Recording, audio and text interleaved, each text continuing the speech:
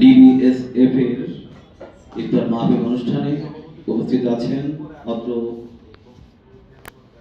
সংস্থার সভাপতি আহসান কামরুল এবং প্রিয় ছাত্র জিয়াউর রহমান, সাধারণ সম্পাদক ঢাকাস্থ ভোলা সাংবাদিক ফ্রম। উপস্থিত রয়েছেন দেশের বিভিন্ন অঞ্চলের সাংবাদিক বৃন্দ, বিশেষ করে ঢাকা বিভিন্ন পত্রিকার সাংবাদিক বৃন্দ, আমার ভোলা থেকে আগত বিভিন্ন সাংবাদিক বৃন্দ, সুধীমণ্ডলী, আসসালামু আলাইকুম। আসলে এরকম আমাকে আমন্ত্রণ জানানো হয়েছে আমার ছাত্র জিয়াউর রহমান। তো আমি খুবই আনন্দিত যে আজকে ঢাকাস্থ ভোলা সাংবাদিক ফোরামের এরকম একটি সুন্দর অনুষ্ঠান ইফতারের আয়োজন করা হয়েছে।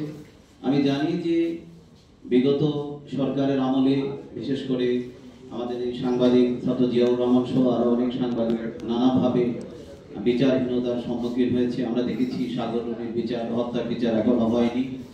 অনেক সাংবাদিক, আমরা আশা করব যে দীর্ঘদিনের যে প্রহসন বঞ্চনা, এই বঞ্চনার মধ্যেও আজকের যে সাংবাদিকরা যে নিরলসভাবে তাদের পেশাকে সমুন্নত রেখে এই সুমহান পেশাটি তারা চালিয়ে যাচ্ছে, এই পেশাটিকে শ্রদ্ধা রেখে এই প্রত্যেকে সাংবাদিকদের মান মর্যাদা বৃদ্ধি করে বর্তমান সমুন্নত অধিকার, সুঅধিকার আমরা নিশ্চিত পাবো, এটাই আমার প্রত্যাশা।